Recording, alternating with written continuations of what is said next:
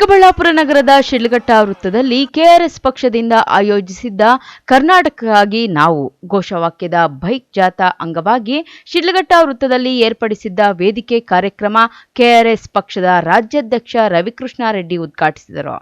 ನಂತರ ಮಾತನಾಡಿದ ಅವರು, ತಮ್ಮ ಭ್ರಷ್ಟಾಚಾರ, ಸ್ವಜನ ಪಕ್ಷಪಾತ, ದುರಾಡಳಿತದ ಮೂಲಕ ರಾಜ್ಯದ ಜನರಿಗೆ ನಿರಂತರವಾಗಿ ದ್ರೋಹ ಮಾಡುತ್ತಿರುವ ರಾಷ್ಟ್ರೀಯ ಪಕ್ಷಗಳಾದ ಕಾಂಗ್ರೆಸ್, ಬಿಜೆಪಿ ಮತ್ತು ಜೆಡಿಎಸ್ ಪಕ್ಷಗಳನ್ನು ತಿರಸ್ಕರಿಸಿ ಮತ್ತು ರಾಜ್ಯದ ಏಕೈಕ ಪ್ರಾಮಾಣಿಕ ಮತ್ತು ಪ್ರಾದೇಶಿಕ ಪಕ್ಷವಾದ ಕರ್ನಾಟಕ ರಾಷ್ಟ್ರ ಸಮಿತಿ ಪಕ್ಷವನ್ನು ಬೆಂಬಲಿಸಿ ಎಂದು ರಾಜ್ಯದ ಜನರನ್ನು ಕೋರಲು ಹಾಗೂ ಸ್ವಚ್ಛ, ಪ್ರಾಮಾಣಿಕ, ಜನಪರ ಪ್ರಾದೇಶಿಕ ರಾಜಕಾರಣದ ಕುರಿತು ಜನಜಾಗೃತಿ ಮೂಡಿಸಲು ಕರ್ನಾಟಕ ರಾಷ್ಟ್ರ ಸಮಿತಿ ಪಕ್ಷವು ಕರ್ನಾಟಕಕ್ಕಾಗಿ ನಾವು ಎನ್ನುವ ಹೆಸರಿನಲ್ಲಿ ರಾಜ್ಯವ್ಯಾಪಿ ಬೈಕ್ ಜಾಥಾ ಹಮ್ಮಿಕೊಂಡಿದ್ದೇವೆ ಎಂದು ತಿಳಿಸಿದರು.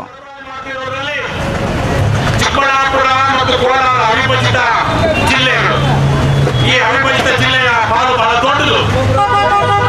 ಆದರೆ ಇವತ್ತು ಮತ್ತು ಮುಂದಿನ ದಿನಗಳಲ್ಲಿ ಏನು ಈ ತರಕಾರಿ ಬೆಳೀತಾ ಇದ್ದಾರೆ, ಏನು ಧಾನ್ಯ ಬೆಳೀತಿದ್ದಾರೆ, ಇವು ಮನುಷ್ಯರಲ್ಲ, ದನಗಳು ತಿನ್ನೋದಿಕ್ಕೆ ಲಾಯಕಲ್ಲ ಅನ್ನುವಂತಹ ಪರಿಸ್ಥಿತಿಯನ್ನ ಇವತ್ತು ನಮ್ಮ ಖದೀಮ ರಾಜಕಾರಣಿಗಳು ಚಿಕ್ಕಬಳ್ಳಾಪುರ ಜಿಲ್ಲೆಯ ಜನರಿಗೆ ತಂದಿಡ್ತಾ ಇದ್ದಾರೆ.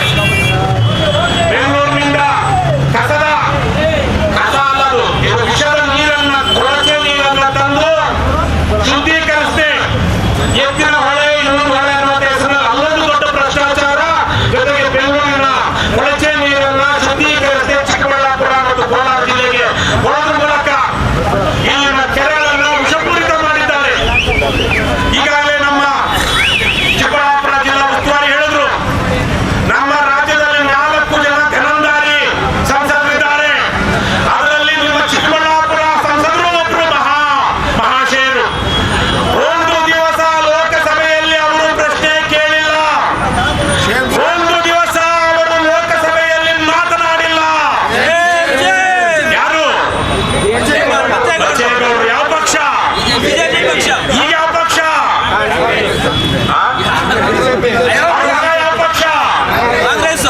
ಇದು ಇವರೊಬ್ಬರೇ ಅಲ್ಲ, ಅಲ್ಲಿ ಜಿಗಿಜಿಣಿಗಿ ಯಾರು ಹೀಗೆ 4 ಜನ ನಿಖರರು ಅಷ್ಟೇ ಕಟ್ಟುಕಟ್ಟಾಗಿರೋದು ಅಷ್ಟರಲ್ಲೇ ಇದೆ. ಅಯೋಗ್ಯ ಸಂಸದರು ನಮ್ಮ ರಾಜ್ಯವನ್ನು ಪ್ರತಿನಿಧಿಸಿರುವಂತವರು.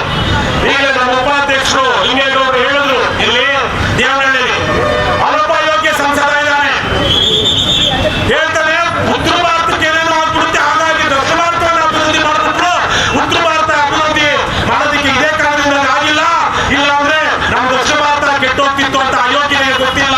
ಅದೇ ಮೈಸೂರಿನ ನಾಲ್ವಡಿ ಚಾಮರಾಜ ಒಡೆಯರು ಮತ್ತೆ ಇದೇ ಚಿಕ್ಕಬಳ್ಳಾಪುರದ ಇಲ್ಲೇ ಪಕ್ಕದ 4-5 ಕಿಲೋಮೀಟರ್ ದೂರದಲ್ಲಿ ಮುದ್ದೇನಹಳ್ಳಿಯಲ್ಲಿ ಹುಟ್ಟಿದಂತಹ ಸಾರಿ ವಿಶ್ವೇಶ್ವರಯ್ಯ ಸಾರು ಬೇಡ, ಭಾರತ ವಿಶ್ವೇಶ್ವರಯ್ಯನಂತವರು ಈ ಮೈಸೂರು ರಾಜ್ಯವನ್ನ ಸ್ವಾತಂತ್ರ್ಯ ಪೂರ್ವದಲ್ಲಿ ಯಾವ ರೀತಿ ಕಟ್ಟಿದ್ರು, ಇಡೀ ದೇಶಕ್ಕೆ ಎಲ್ಲೆಲ್ಲೋ ಜಲಾಶಯ ಬರೋದಕ್ಕೆ ಮೊದಲೇನೆ ನಮ್ಮ ಕನ್ನಂಬಾಡಿ ಜಲಾಶಯ ಆಯ್ತು, ಎಲ್ಲೆಲ್ಲೋ ಕಾರ್ಖಾನೆಗಳು ಬರೋದಕ್ಕೆ ಮೊದಲೇನೆ ಮೈಸೂರು ರಾಜ್ಯದಲ್ಲಿ ಕಾರ್ಖಾನೆಗಳಾಯಿತು.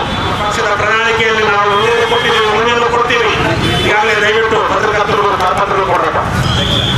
ಅದೇ ರೀತಿಯಲ್ಲಿ ಇವತ್ತು ಇಡೀ ದೇಶದಲ್ಲಿ ಅತ್ಯಂತ ಪ್ರಾಮಾಣಿಕವಾಗಿ, ಪಾರದರ್ಶಕವಾಗಿ ಜನರ ದೇಣಿಗೆ ಹಣದಲ್ಲಿ ನಡೀತಿರುವಂತಹ ಏಕೈಕ ಪಕ್ಷ ಯಾವುದು?